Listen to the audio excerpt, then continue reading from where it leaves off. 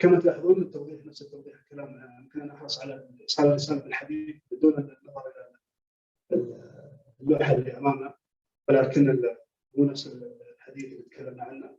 يظل المعايير المتطلبه راح يكون الايضاح لها في مرحله لاحقه، ولكن اللي احب اكد عليه ان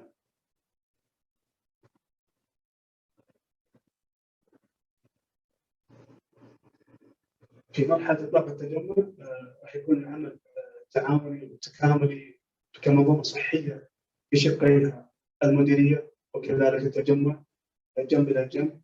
يتم التسليم والاستلام، واجتماعنا اليوم عباره عن بدايه في مرحله ما قبل اطلاق التجمع. نحن حقيقه يعني فخورين بما وصل له الزملاء في المديريه الشؤون الصحيه في عسير المراحل الحاليه، ومشكورين على كل المجهودات اللي بذلوها. انا حقيقه بترك الجزئيه الثانيه زميلي توني رايلي يتكلم عن العظم القادم. شكرا.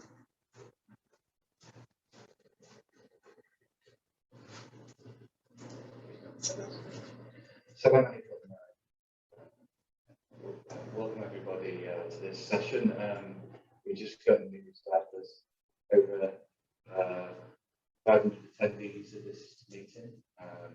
And I'd just like to send a message before we start that the people waiting will activate the chat so that people can actually ask some questions. So just to let people know, because we've disabled the chat. So if you ask the questions in the chat, that would be great. So I want to talk today a little bit about what we've been doing on the Accelerated Transformation Programme in SEA, and it's no surprise that we've got such a fantastic turnout today and the support of Khaled Asiri and also Dr. Khaled and Dr. Ibrahim today, because the programme, I think, has been quite exceptional in SEA. So I just want to talk about the general and then in SEA specifically. So just to let you guys know that we've been running programs across the north and the south. Why have we done this? We know that we need to support the local communities to develop their capabilities to be able to produce skills that are necessary in transformation. And also we want to accelerate the process, because we found that when a cluster chair is announced, the whole situation is that we start from square one. And we can safely say that in the 8 regions that we're working with, we won't be starting at square one. We'll have done a lot of the groundwork, and we'll be saving time and also saving a lot of value in the system. And you know, our principles, when we talked about this early on, probably last November, our principles were that we wanted to develop, we knew there were capabilities in the RHDs, and absolutely we've been staggered by the levels of capabilities, but we knew this would happen, and we knew. And I see it RHD, I think, have really led the way across the whole age of developing the Accelerated Transformation Programme. So we've done it across the 8 regions, and this is specifically quite useful because we can, you learn from our experiences, create communities in the south. So hopefully in the future we can start getting particular areas to link up through the business unit, and specific technical areas can start developing that community of practice. So we're looking forward to the next steps. I just want to talk about specifically the Accelerated Transformation Programme in SEA, and with the sport at the steerco level.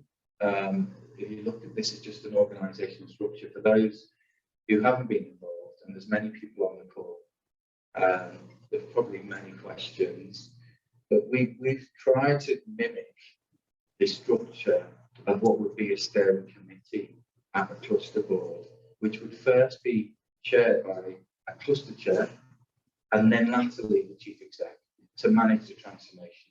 And we've tried to mimic that probably 6 to 9 months before a cluster chair is announced. So you can imagine how that accelerates the process when the chair is announced.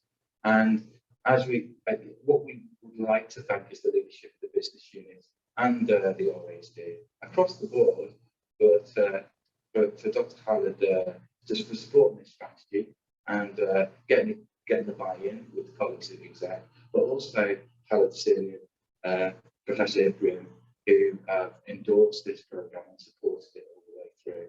With the support, and I'm not, I don't really want to mention, it's the whole team, the whole one team of the business unit, and particularly the ASEA team.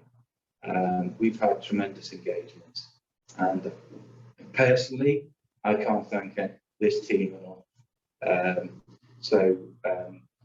I'll be thanking you for a long time in the future. We've had an excellent programme. And just for those who on the line who aren't particularly aware of the accelerated transformation process, we have a TMO, which includes project management office, change management office, strategic management office, and also communications. And that is the engine room for the transformation, and it mimics the engine room of the transformation of the cluster. Bear in mind, we've got a 5 to 10 year journey to get to an accountable care organisation. So there's lots to do, and also, part of this is about what happens in the future for Saudi Arabian healthcare. And one thing we could say is that every job is safe. People's roles may change. So if you stay in the RHD, you may become a regulator. If you move to the cluster, you may carry on delivering operations, or you may start working in some of the strategic management of the future.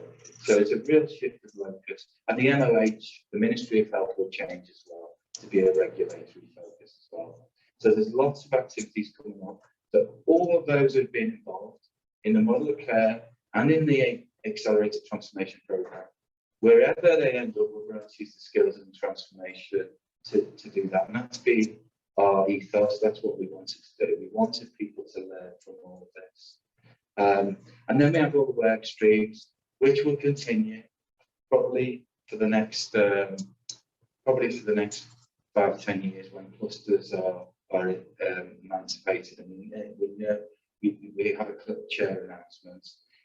When that happens, we will continue these. But the typical structure of these mimics across the whole 8 programmes that we're undertaking. And also, if you go to a cluster, they'll be familiar with this structure. So what we're trying to do is really get the transformation in advance and do that. So one of the key things as well with this is that because of the knowledge transfer, we have in the white the names of everybody. For those of you looking, those of you in the audience here probably will be able to see, but let's rest assured they're the names of some of the leads in RHD. And in the dark green, we have the what we call the counterparts. And the counterparts are experts in that field, whether they're Saudi Arabian experts, and we have some fantastic leaders, national leaders that have joined the business unit that support this programme. And as well, we have international experts that work in transformation in other areas. So we use that to support active knowledge transfer across the whole programme. But I think we've got really good relationships with the series. So just to round off, I think I said I'd be brief so that we could get on with the rest of the day. And also, my Arabic isn't very good, so to go into detail is not ideal for the listeners. But for the next 6 months, we've set up a plan for all ATPs. Now, the main objectives of this plan is to keep with the governance of what we've already established and look at training and development. So we would like all the TMOs to come up with our support a plan, a needs assessment in the group of where they think the training needs are. And then we will try and support that moving forward for the next 6 months. The other thing comms and change management. And I'd like to thank our communications colleagues today for arranging this event in ASEA and in the business unit. But this is part of the communications. We really need to let the people know of ASEA about the forthcoming transformation. And we've been doing it very successfully in modular care over the last couple of years, and we need to continue this, and we need to build on it. And over the next 6 months, we will try to do that. Then we're going to look at measurements, and don't get scared. We're not going to be holding people to account on those measurements. We want to see how far we've got on the journey of cluster setup, and we're going to measure all the ATPs against each other and see actually, so we can go back to whole health executive and say, look what we've done, look what ASEA RHD have achieved, and I think they're going to be quite surprised. And then we're going to look at KPIs. We need to look at some of the benefits of what we're doing, and strategically think about benefits in the future for modular care and structural organisation, and also start measuring against some of the key KPIs that the whole code have for the transformation. And then obviously we're going to continue with the work streams. But 2 key elements that we're going to come is the day one plan preparation for the cluster. That's one key element, and the long-term strategic plan, which links into all of the work streams. So we're going to ask all 8 communities to look at all of these things. Now there's a sequence of events that are going to, let's say, come into this plan, and we have a candidate for the chair of ASEA, and we're awaiting what would be an announcement. So this is really exciting. It means that ASEA are hopefully next in line. We await the decision. As soon as this decision of a chair is announced, then we have the ministerial resolution. 4 weeks later, we could start some of the onboarding for the chair. So this is really exciting news. Wait for the news from communications and Holco, and obviously Professor Ibrahim and Dr. Khaled will be very engaged with that. So without further ado, I'd like to thank you for today, and absolutely thank you all for all your hard work over the last 6 months, and we really look forward to working with you in the future. Thank you very much.